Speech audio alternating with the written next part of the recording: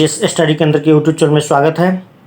हम लोग प्रधान शिक्षक परीक्षा के लिए डीएलएड से संबंधित जो क्वेश्चन पूछा जाएगा वो क्वेश्चन को इसमें देख रहे हैं। तो प्रथम क्वेश्चन है, निम्नलिखित में से कौन सा पूर्व क्रियात्मक अवस्था काल से बच्चों को विशेषित करता है।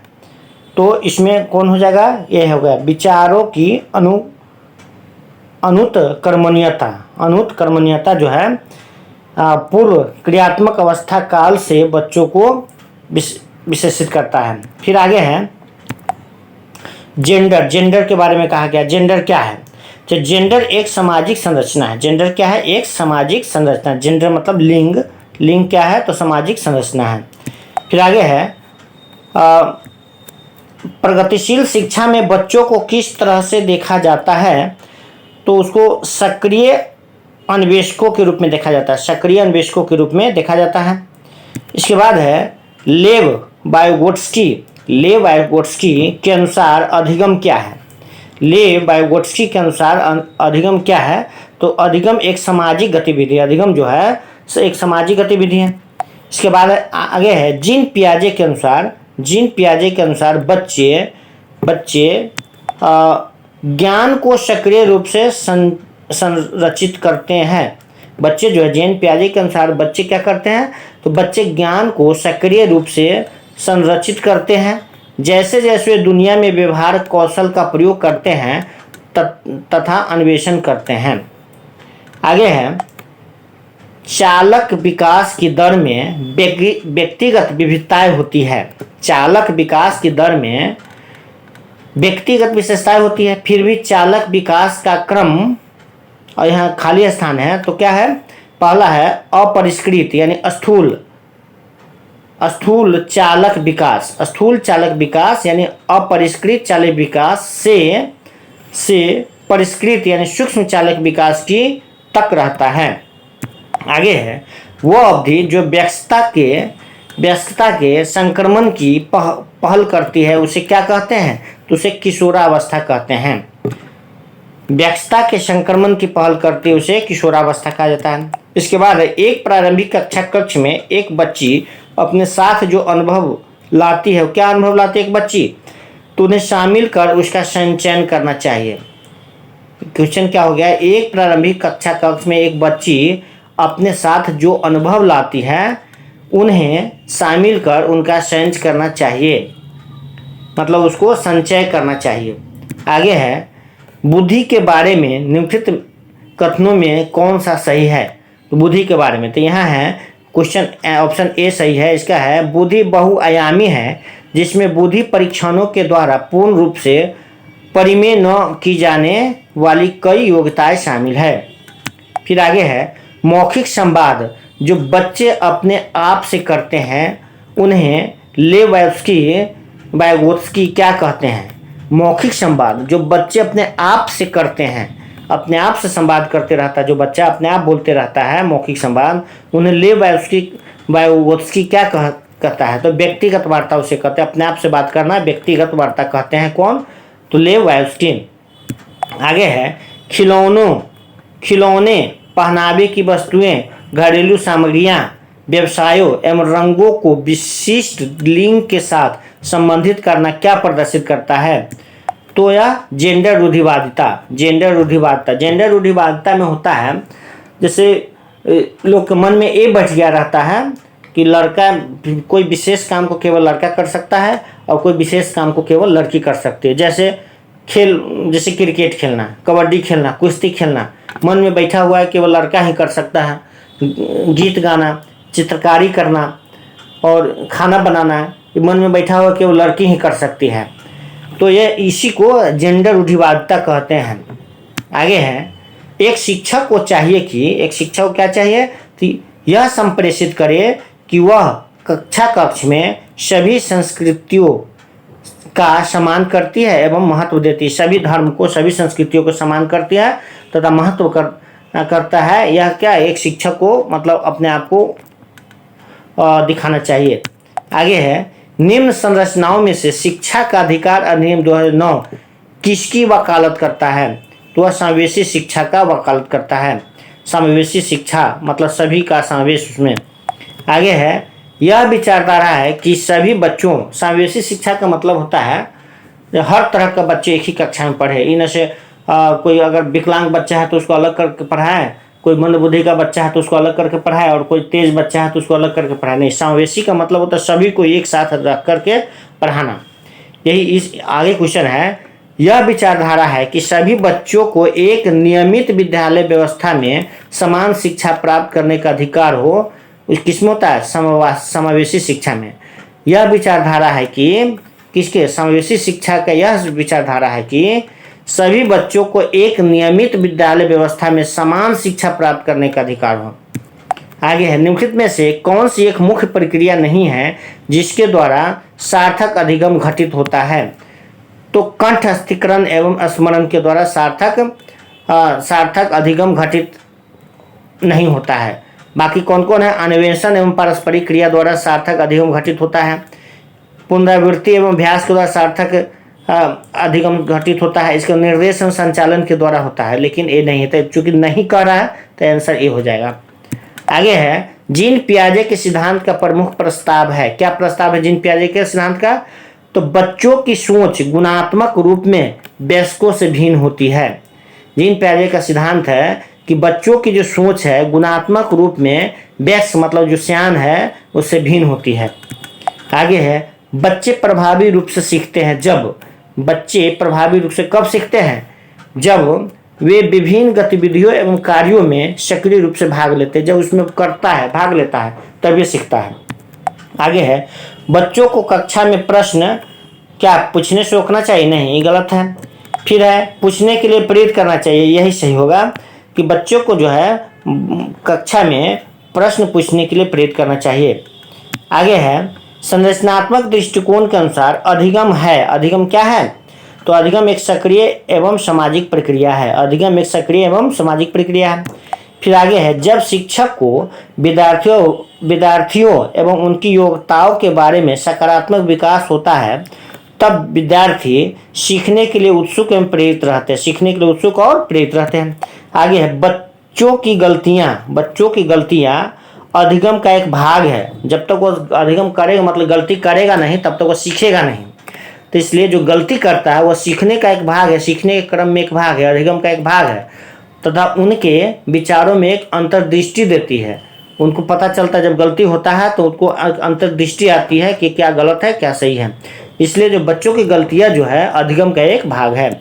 आगे है, मूल्यांकन को शिक्षण अधिगम प्रक्रिया के एक भाग होना चाहिए। मूल्यांकन जो है क्या है, शिक्षण अधिगम प्रक्रिया के एक भाग होना चाहिए और अंतिम भाग होता है मूल्यांकन। इसके बाद है, नीचे लिखी हुई स्थिति किस सिद्धांत को दर्शाता है। एक सिद्धांत है, वो किसको दर्शाता है, सो है, जो विद्यार्थी अच्छा प्रदर्शन नहीं कर पाते हैं वे महसूस करते हैं कि वे पर्याप्त रूप से अच्छे नहीं हैं और हतोत्साहित महसूस करते हैं, तब उनमें बिना प्रयास के कार्य को आसानी से छोड़ देने की संभावना रहती है। मतलब बिना प्रयास किए छोड़ने की संभावना रहती है। कौन सा सिद्धांत है, तो संज्ञान एवं संवेग अलग नहीं है, संज्ञान एवं संवेग अलग नहीं है। नीचे लिखी स्थिति के सिद्धांत को दर्शाती, इसी चीज को दर्शाती है। आगे है, एक शिक्षक बच्चों को प्रभावी रूप से समस्या का समाधान करने में सक्षम बनाने के लिए किस तरह से प्रोत्साहित कर सकती है। मतलब एक शिक्षक जो है बच्चों को प्रभावी रूप से समस्या का समाधान करने में सक्षम बनाने के लिए किस तरह से प्रोत्साहित कर सकते हैं। तो क्या करता है, बच्चों को समस्या के बारे में सहजानुभूति, अनुमान लगाने के एवं बहु विकल्पों को देखने के लिए प्रोत्साहित करना है। मतलब सहज से अनुमान लगाना तथा बहु विकल्पों को देखने के लिए प्रोत्साहित करना चाहिए। आगे, वह विधियाँ जिनके प्रयोग में विद्यार्थियों की स्व पहल व प्रयास शामिल है, निम्न में से किसका उदाहरण है, तो यह अधिगमकर्ता केंद्रित विधि, इस अधिगमकर्ता केंद्रित विधि का उदाहरण है। आगे, एक बच्चे में सृजनात्मक विकास प्रारंभ होता है, कब प्रारंभ होता है, तो जन्म से ही सृजनात्मक विकास प्रारंभ होता है। आगे है, समावेशी विद्यालय में आप अपनी कक्षा के दृष्टिबाधित छात्रों की आवश्यकताओं को कैसे पूरा करेंगे। दृष्टिबाधित बच्चों को जो है समावेशी विद्यालय में आप अपनी कक्षा के आवश्यकता मतलब उसको बच्चों को कैसे आवश्यकता पूरा करेंगे दृष्टिबाधित को, तो शिक्षण अधिगम की वैकल्पिक प्रणालियों और साधनों का प्रयोग करेंगे। मतलब उसके वैकल्पिक मतलब उसके लिए कौन सुटेबल होगा, तो उसी कक्षा में उसके लिए जो सुटेबल होगा वैकल्पिक प्रणाली का और साधनों का प्रयोग करेंगे। आगे है अल्प अवधि मूल्यांकन के फायदे क्या है। अल्प अवधि मूल्यांकन के फायदे हैं नियमित कार्य की आदत बनाता है, नियमित कार्य की आदत बनाता है। फिर आगे है यदि एक बच्चा कर्ता क्रिया संबंध में गलती करता है तो एक शिक्षक उसकी मदद कर सकता है। कैसे मदद कर सकता है? कक्षा में उस बच्चे पर विशेष ध्यान देते हुए उदाहरण देकर समझाना। फिर आगे है पर्यावरण अध्ययन में शिक्षक के द्वारा बच्चों को स्वयं अपने का आकलन के लिए अवसर देना चाहिए। स्व आकलन है, स्व आकलन है। क्या है इसका? तो यह सीखने के समान आकलन है। स्व आकलन क्या है? सीखने का समान आकलन है। आगे है स्मरण के अंतर्गत होता है। स्मरण के अंतर्गत क्या होता है? तो धारण एवं अनुस्मरण। स्मरण के अंतर्गत होता है धारण एवं अनुस्मरण। इसके बाद शिक्षकों का गैर मित्रतापूर्ण बर्ताव किस प्रकार का वातावरण तैयार कर सकता है? तो भय और विस्मय का, भय और विस्मय का।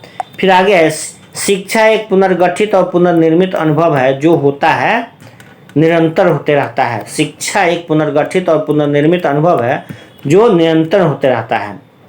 आगे है पर्यावरण अध्ययन में संकल्पनाओं और मुद्दों को विज्ञान और सामाजिक विज्ञान विषय के रूप में नहीं रख सकते हैं। क्यों? क्योंकि इन आयु वर्ग, आयु हो जाएगा यहाँ, इन आयु वर्ग के बच्चे अपने परिवेश को समग्र रूप से देखते हैं। फिर है किस प्रकार के प्रश्न बच्चों में सोच विचार कौशल बढ़ाते हैं?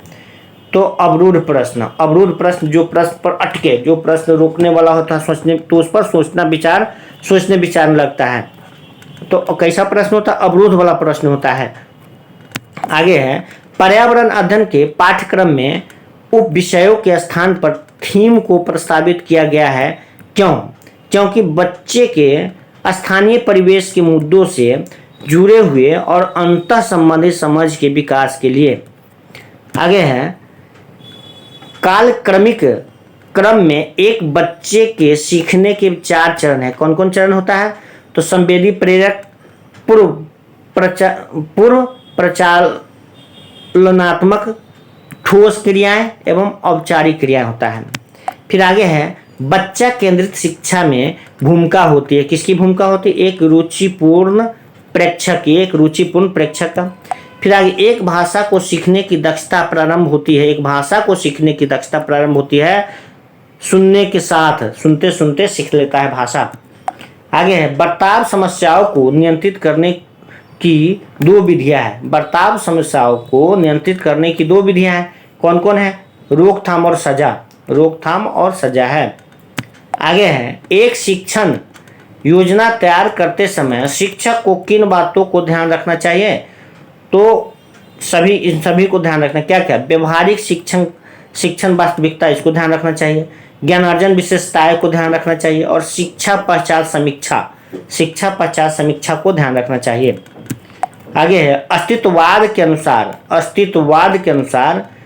शिक्षा का प्राथमिक उद्देश्य क्या है?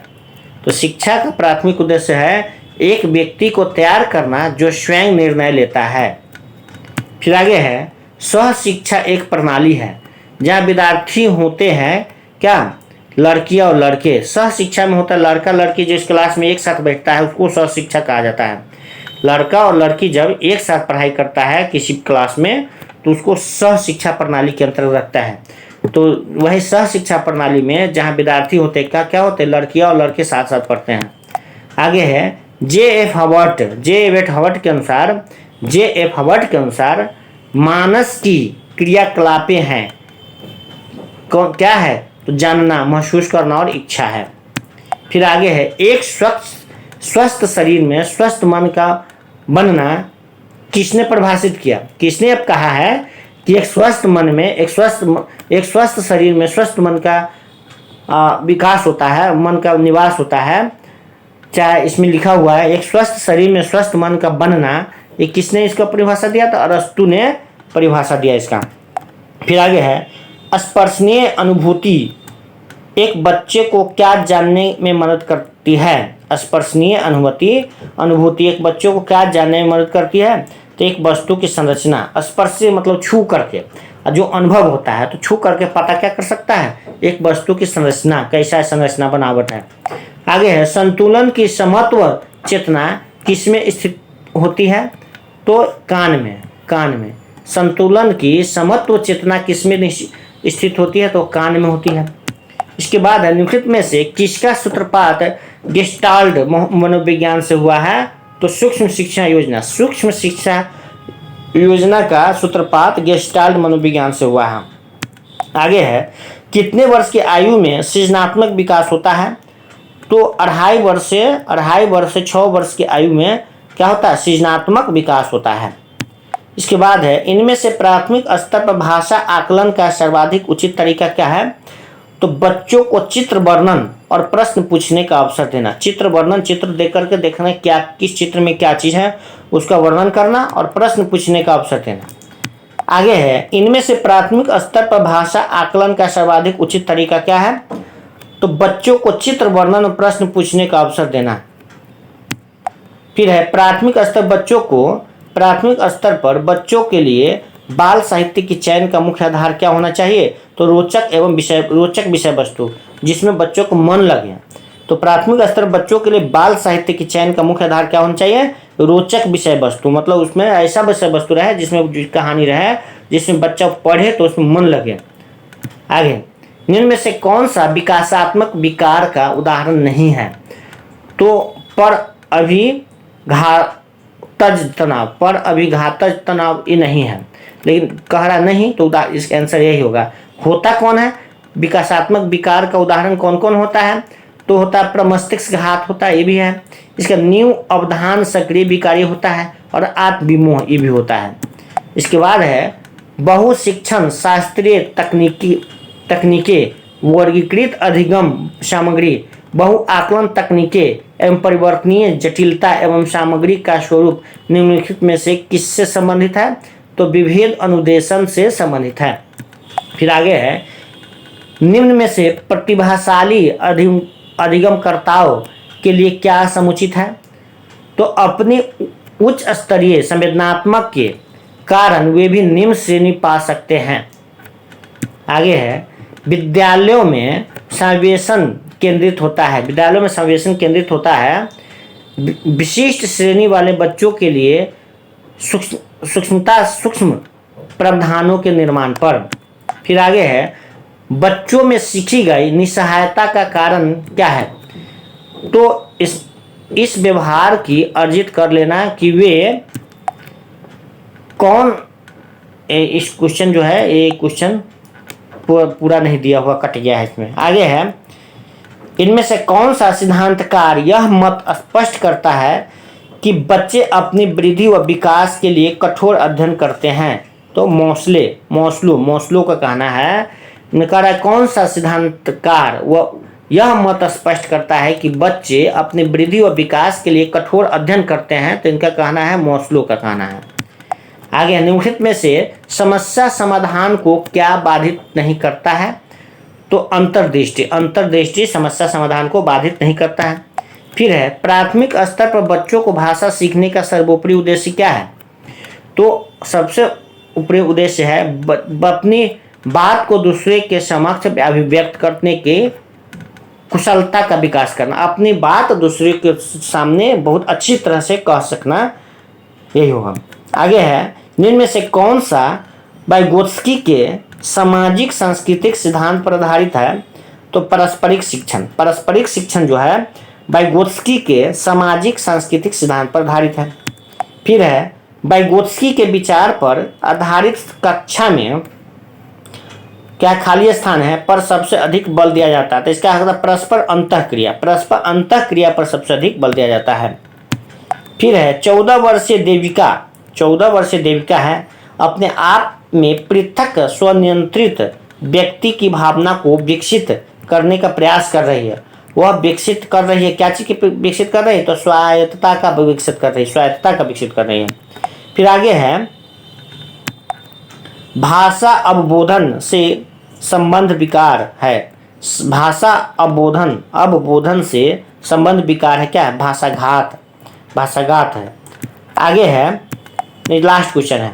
तो इस तरह से लगभग 70 के आसपास में क्वेश्चन देखिए इसमें, जो बहुत ही महत्वपूर्ण है प्रधान शिक्षक परीक्षा के लिए, डीएलएड से संबंधित जो क्वेश्चन पूछा जाएगा उसके लिए।